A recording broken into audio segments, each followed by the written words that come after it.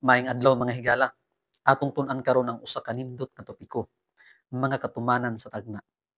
Ang tuyo sa Dios mao ang pagpadayag sa mahitabo sa umalabot. Siya nagaingon, ani karon ang mga butang sa una mangagi ug ang bag-ong butang mao ang akong ginapahayag. Sa dili pa sila mutungha, ako magasaysay kaninyo mahitungod kanila. Dugang pa niini, ang Dios makahimo sa pagpadayag sa katapusan gikan sa sinugdan. Busa kadtong nangatuman nga mga tagna, maoy malig-on nga pagpamatuod sa pagpadasig sa Biblia. Unsa man ang gitagna sa Dios mahitungod sa karaang Babilonia, mao kini ang giingon sa Biblia. Ug ang Babilonia ang himaya sa mga gingharian, ang katahom nga maoy garbo sa mga Kaldianhon, mahimong ingon sa Sodoma ug Gomora sa paglumpag sa Dios niini. Kini dili nagayod pagataoan ni pagapuy-an pagikan sa usa ka kaliwatan hangtod sa usa ka kaliwatan. Nimo taod pa ang mga Arabyahanon sa balong-balong didto. Nimo pahigda didto ang mga magbalantay sa karniro sa ilang mga panon. Basaha ang Jeremias 51, bersikulo 26 ug 37 alang sa dugang nga pagtuon. Ang dapit sa karaang Babilonia karon imong makita nga kini nagun-ob na sumala sa gitagna sa Biblia. Unsa man ang gisulti sa manalagna mahitungod sa butang nga pagabuhaton sa Dios, mahitungod ni anang dakong syudad sa Ninive. Ang pulong sa Dios nag-ingon, ug iyang pagatuy-uron ang iyang kamot, batok sa amihanan, ug pagalaglagon ang Assyria, ug pagahimuon nga biniyaan ang Ninive, ug mamala ingon sa kamingawan. Mao kini ang malipayong syudad nga nagapuyo sa walay pagtagad, nga nag-ingon sa iyang kasing-kasing.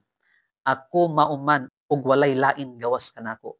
Naunsa ang iyang pagkahimong biniyaan, usa ka dapit nga pagalubgan sa mga mananap. Ang tagsa-tagsa nga molabay kaniya musutsot sa pagbiay-biay ug magamira-mira sa iyang kamot.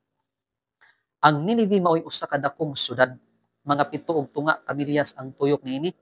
Ang paril niini nagtuyok sa dul-an sa 664 ka hektarya nga yuta. Sa pagkalaot niining Ninive, kabahin sa mga palasyo sa Sennacherib ug sa Ashurbanipal, makita napulog 5 kangalan sa mga pultahan sa paril na hipatik didto sa kolonon nga butang. Ang bungbong niini adunay 60 katiil ang gihabugon ug 40 katiil ang gibag-on.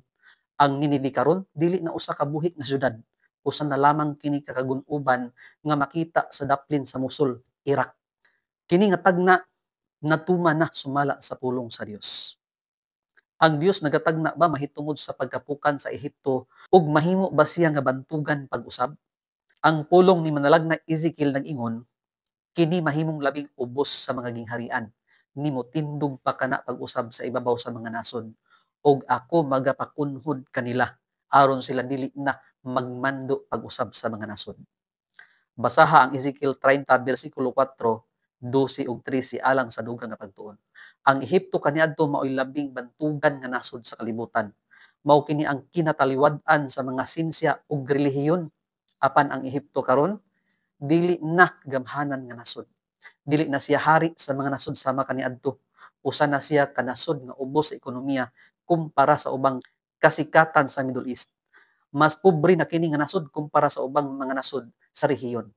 Naglungtad gihapon siya karon apan dili na imperyo. Sakto gyud kaayo ang gisulti ni manalag na Ezekiel. Dili siya mawala apan mahimo siyang pinakaubos nga gingharian. Kini nga tagna natuman na. Unsa man sab ang tagna sa Dios mahitungod sa karaang Tiro.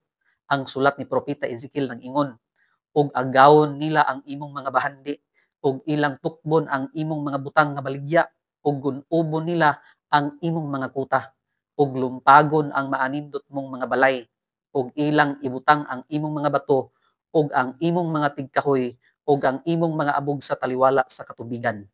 Ug akong pahunungon ang kasaba sa imong mga awit, ug ang tingog sa imong mga alpa dili na hingdunggan pag-usab. Ug himuon ko ikaw nga usa ka bato nga hubo, ikaw mahimong usa ka dapit nga ladlaranan sa mga pukot. Dili na ikaw pagatukuron pag-usab. Kay ako si Jehova namulong niini, nagaingon ang Ginoong Jehova. Ang Tiro mao'y syudad sa magpapatigayon nga magabaligya sa mga kanasuran palibot sa dagat Mediterranean o kaha lapas pa niini. Tungod sa ilang kadato, sila makadaghan nga lakip sa gubat. Si Nabucodonosor migubat sa kinataliwad-ang yuta sa Tiro ug gilumpag kini. Ug sa 13 ka tuig nga pag-agaw wala gayud nila madaog. Ug niini gihimo ang pakigsaad nga ang Tiro maoy magapabilin nga magadumala sa kaugalingong gimbutan ug ang katungdanan sa pagbayad sa buhis ngadto sa Babilonia magapabilin nga ilang katungdanan. Ang kinataliwad-an nga yuta sa Tiro diin kini gilumpag wala gayud matandog bisan sa panahon sa Persyanhon. Ug sa diha nga kini gihulga ni Alejandro, kining syudara wala gayud mutahod sa Gresyanhon.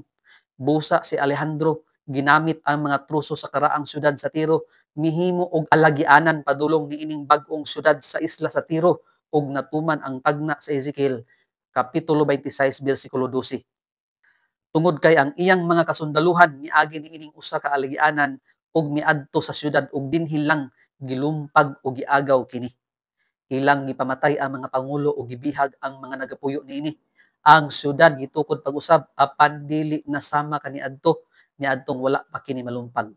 Ug sa ulahi nga mga tuig sa 1291 AD hapit mahurot pagkalumpag kining syudara sa mga Saracen ug niining mga adlaw bahin sa balangay niini nahimutang sa amihanang bahin sa isla ug ang laing kabahin niini nahimutang sa alagianan diin kini nagadugang kada tuig sa gilapdon nga tunga sa milya. Ang uban nga nahibilin sa karaang gambalay makita paghihapon sa tubig. Adunay dapit pangisdaan didto sa amihanang bahin sa isla. Ang dakong nasod sa kadlawan ni Ezekiel nawala na. Sa atong panahon karon, ang moderno nga Tiro nga mao ang Libanon karon usa na lamang kagamay nga syudad. Layo ra sa kadato ug impluwensya niini sa karaang panahon. Mga higala, kita magbantay sa mga tambag gikan sa Biblia. Kining mga butangan nahitabo kanila ingon nga pasidaan ug gisulat kini ingon nga tugon alang kanato karon nga mga hingabutan sa katapusan sa kapanahunan. Ang pulong sa Dios nag-ingon, tumuo kamo kang Jehova nga inyong Dios aron kamo mamalig-on. Tuhui ang iyang mga manalagna aron kamo manag-uswag. Daghan pa nga mga tagna ang atong pagahisgutan diha sa balaang kasulatan. Busa giawhag ko ikaw sa pagpadayon sa pagtan-aw sa akong mga video. Daghang salamat sa inyong pagtan-aw. Kita-kita na pud ta sa sunod nga video.